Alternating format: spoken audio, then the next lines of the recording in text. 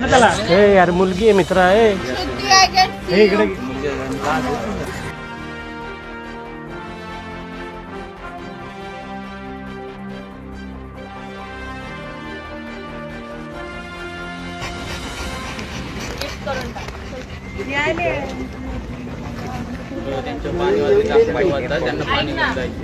तुझा नंबर नंतर jacket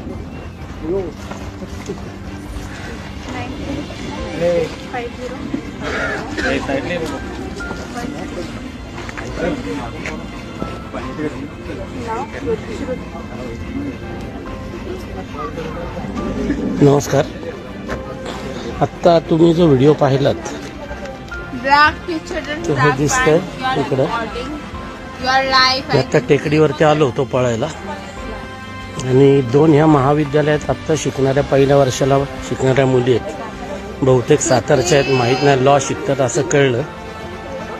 ARI टेकडीवरती आत्ता ह्या दोघी बियर दारू आणि नशेचं काहीतरी घेऊन एका कोपऱ्यात पडल्या होत्या. आता हे तरुण आहेत इथं दोघ जण, त्यांना गाडीवरती घेऊन आले. हे लाईव्ह करण्यामागचा हेतू एवढाच की काल परवाच आपण पाहिले की पुण्यामध्ये 4,000 कोटी रुपयांचं ड्रग्ज सापडले आणि आज लगेच तुम्ही आता पाहू शकता ह्यांची जी अवस्था आहे. म्हणजे मी आता तुम्हाला दाखवू शकतो की यांची अवस्था काय आहे. 11वी 12वीतल्या 16-17 वर्षाच्या मुली आहेत ह्या, तुम्ही पाहू शकता. दुसरीला तर शुद्धच नाहीये.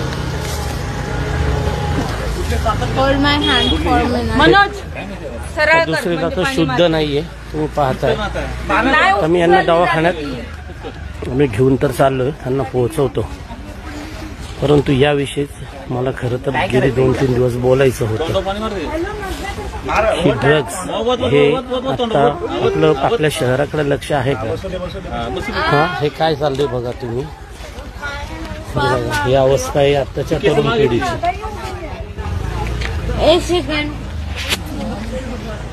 आणि इथं आता सगळे ऑटो मागवली का बाळा तिने? आणि तुम्ही बघू शकता की आता टेकडी जिथं आम्ही व्यायामाला येतो सगळे वर्षानुवर्ष इथं लोक, याच टेकडीवरती ही लहान लहान मुलं इतके इझी अवेलेबल पैसा असतो, पैसा मिळतो आणि त्यातून येऊन इथं नशा करतात. आता जीवाचं जर यांच्या काही बरं वाईट झालं तर यांच्या आईबापांनी कोणाकडे बघायचं? आणि आईबाप आपल्या मुलांकडे लेकरांकडे लक्ष देतात की नाही या सगळ्यामध्ये?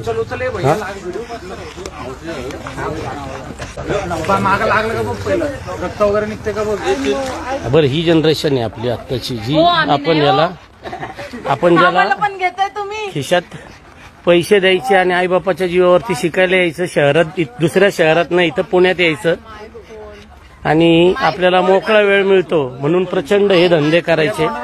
हिच्या एवढीच माझ्या घरात मुलगी आहे स्वतःची. म्हणजे मलाही एक पालक आहे, त्यामुळे मलाही घाबरायला होतं हे असं सगळं बघून की उद्या आपल्या घरातल्या लेकरांनी हे केलं तर आपण कोणाच्या तोंडाकडे बघायचं. खरं तर प्रत्येक पुणेकरांनी या सगळ्यावरती आता प्रचंड लक्ष देण्याची गरज आहे. खूप सिरियस विषय आहे हा. 4,000 कोटी रुपयांचं ड्रग्ज पुण्यात सापडतंय. शहरामध्ये शिकण्यासाठी हजारो लाखो मुलं मुली बाहेरून येतात. रात्री अपरात्री पब्स हळू बोल ग बाळा तू. पब्स वरती डिस्कोमध्ये सर्रास ड्रग्ज घेतात, ड्रग्ज घेऊन पडतात. हे पहा, ड्रग्ज घेऊन पडतात आणि आईबाप आपले काहीही यांना बघत नाही. खरं तर याच्यावरती विचार करण्याची गरज आहे. काय करू शकतो आपण की आपण संस्कृतीचं माहेरघर, शिक्षणाचं माहेरघर जे पुणे म्हणतो, त्या शिक्षणातही टेकड्या जिथं लोक आपलं शरीर सांभाळण्यासाठी व्यायाम करायला येतात त्या ठिकाणी आज ही तरुण मुलं मुली आपल्या आईबापांना माहीत नसतं, त्या पालकांना माहीत नसतं, अशा अवस्थेत येऊन इथं ड्रग्ज घेतात. ह्यांच्या तोंडातून फेस येतोय आणि आता तुम्ही बघू शकता की ह्यांची ही अवस्था आहे.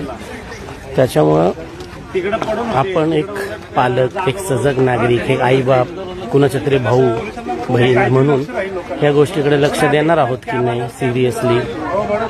की पुण्यासारख्या ठिकाणी 4,500 कोटीचा ड्रग्ज सापडून कुठल्याही पुणेकर नागरिकांनी त्याच्यावर साधी प्रतिक्रिया सुद्धा नोंदवलेली नाहीये. मागे ललित पाटील सापडला, त्याच्यानंतर आता हे, त्याचा प्रत्येकाने फक्त राजकारणासाठी म्हणूनच उपयोग केला. पण येणारी ही पिढी आणि आत्ताची असलेली ही पिढी पूर्ण बर्बाद होतीये.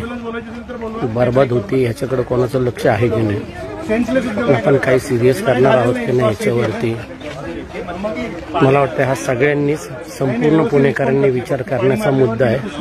आणि जर आत्ता आपण नाही विचार केला तर आपल्या पुण्याचा जो काही उडता पंजाब ड्रग्सचं माहेरघर होण्यासाठी वेळ लागणार नाही. तरुण पिढी ही 11वी 12वी शिकणाऱ्या मुलं मुली आहेत आणि ह्यांच्याच बरोबरीने शाळेत शिकणारी 8वी 9वी 10वीतली जी मुलं आहेत ही मुलं देखील आज पानपट्ट्यांमध्ये सर्रास ड्रग्ज गांजा चरस इझिली अवेलेबल होतं.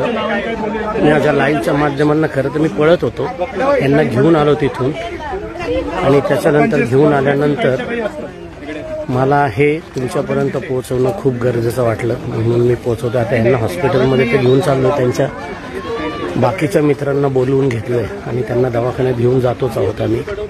होपफुली त्यांना काही होणार नाही याची काळजी 100% घेऊ. पण आपण आपल्या शहराकडं, आपल्या पुणे शहराकडं लक्ष देणार आहोत का?